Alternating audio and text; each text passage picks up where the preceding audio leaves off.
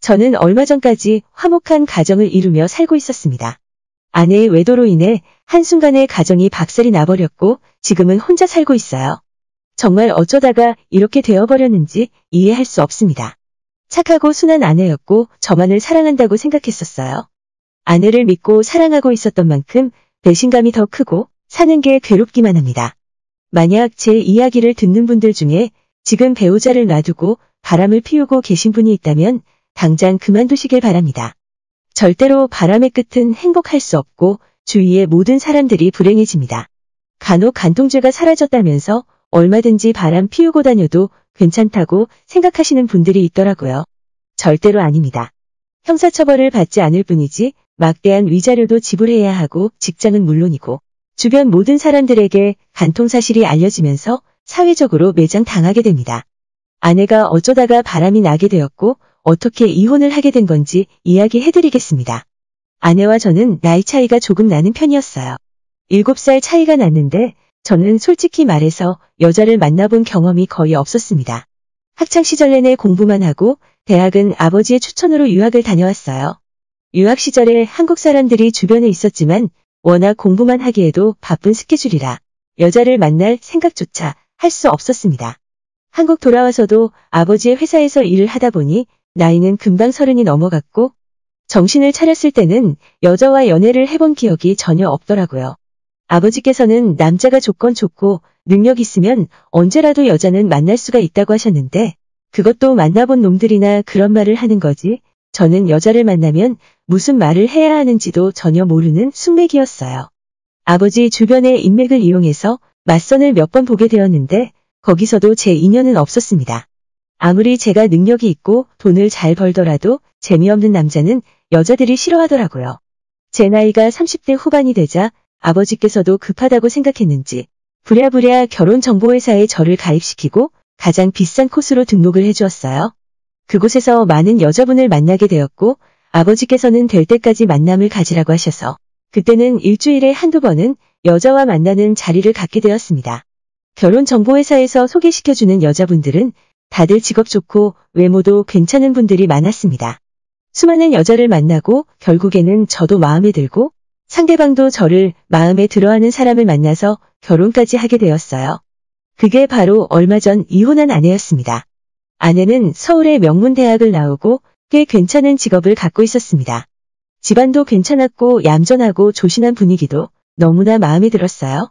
저도 약간은 숙맥 타입이었기 때문에 부담 없는 스타일의 아내는 제게 딱이었습니다. 결혼하면 아이 낳고 행복하게 살 수 있을 거라고 생각했어요. 아내와 몇 번 만나자마자 이 여자가 딱이라는 생각에 바로 결혼을 진행했고 행복할 것만 같았던 제 결혼 생활이 시작되었습니다.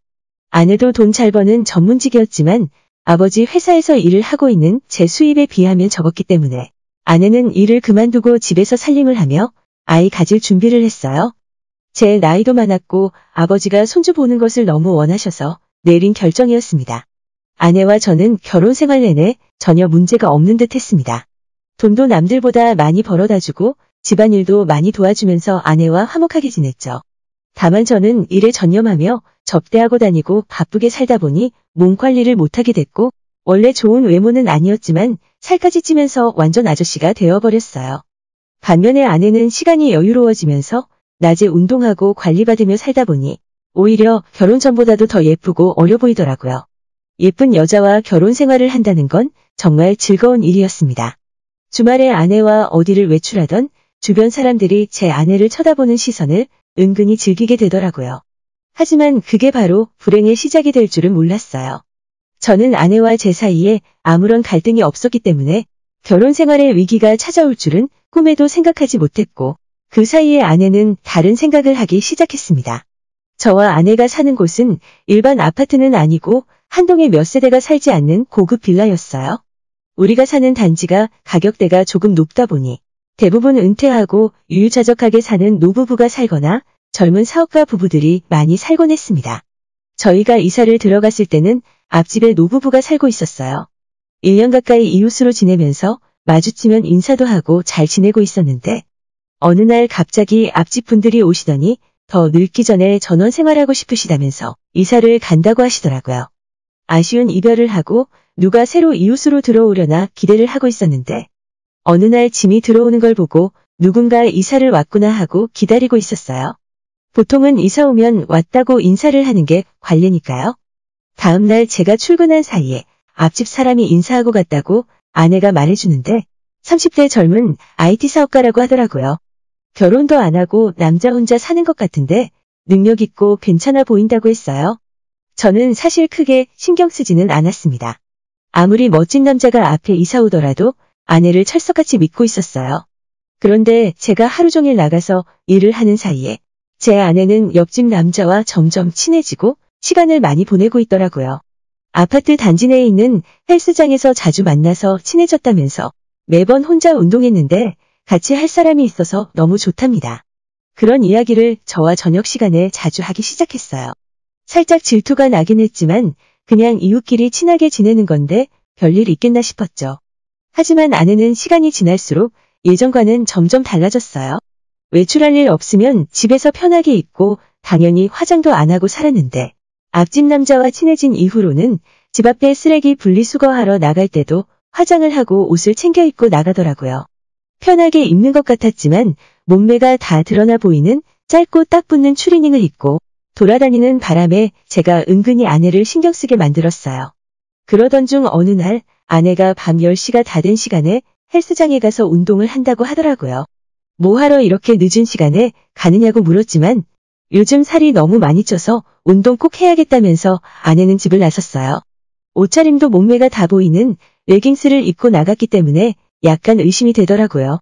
혹시나 하는 마음에 인터폰으로 아내가 나가는 것을 지켜보고 있었는데 아내가 엘리베이터를 타고 내려간 지 1분도 안 지나서 앞집 남자도 집에서 나와 아래로 내려가는 게 아닙니까? 아무리 운동을 같이 한다고 해도 두 사람이 너무 수상해 보였어요. 아내에 대한 의심은 점점 깊어져만 갔고 저는 하루 날 잡고 아내를 시험해보기로 했습니다. 아침부터 아내에게 오늘은 너무 바쁜 날이라서 집에 늦게까지 못 들어올 것 같다고 이야기하고 평소처럼 출근을 했어요. 아내가 중간중간 제게 바쁘냐고 문자를 보냈지만 일부러 답장도 하지 않았죠. 정말 바쁘게 일하는 것처럼 보이게 아내를 속이려고 했습니다. 그리고 오후 3시에 아내에게 연락도 없이 무작정 집으로 들어갔습니다. 설마 하는 마음으로 현관문을 열었는데 제가 들어오는 소리를 듣고 깜짝 놀라서 안방에서 나오는 아내의 헝클어진 모습을 보니까 대충 상황이 짐작이 가더라고요. 신발장 옆 창고에 있는 제 골프채를 하나 꺼내 들고 안방으로 뛰어들어갔는데 베란다 구석에 숨어있는 홀딱 벗은 앞집 남자를 발견하곤 미친 사람처럼 골프채를 휘둘렀습니다. 정신을 차려보니 제 아내와 그놈은 둘 다 도망가버리고 집안은 엉망이 되어 있었습니다.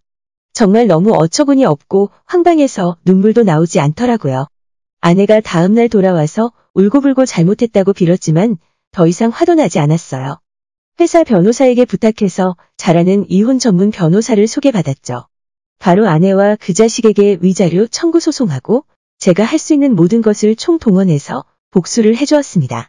아무리 그들이 고통받는다고 한들 제가 받은 상처에 비하면 세 발을 피겠지만 그래도 뭔가를 해야만 했어요.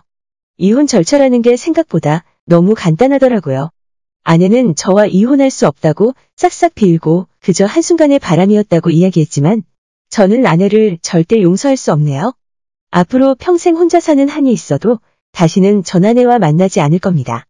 하나부터 10까지 다 믿고 살았는데 그 결과가 겨우 이거네요. 우리 둘 사이에 아이가 없는 게 얼마나 다행인지 모릅니다. 오늘의 제 이야기는 여기까지입니다. 끝까지 들어주셔서 정말 감사드려요. 다들 행복하시고 좋은 하루 보내시길 바랍니다.